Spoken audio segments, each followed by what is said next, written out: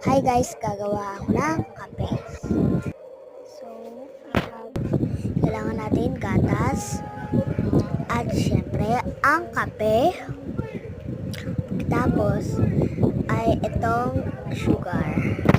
So first, we need to open Panoorin nyo na lang guys kung ano yung proseso. Yes. Kailangan din nga pala natin ng baso. So, Syempre, just watch guys. Just watch. manood na lang kayo kung paano. Unahin natin yung kape. Yan. Kalahati lang. Sunod naman yung gatas.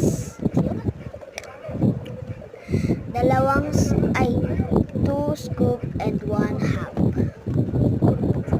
Next is, syempre, isusunod natin yung asukal. Yan, ilalahat na natin lahat ng asukal.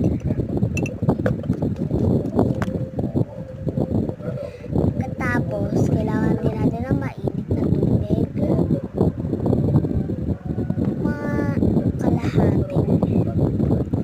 At saka naman, Mix it. at ito na, umiinom ako ng kape ngayon. Masarap.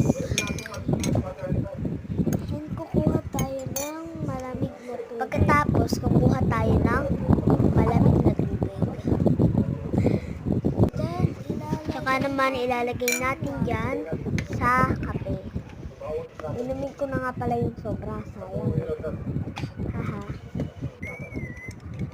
Ayan.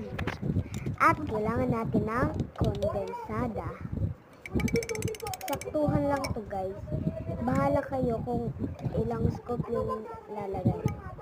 Sa akin mga 3, 4 ba yan nilagay ko? Ewan ko guys, panoorin nyo na lang.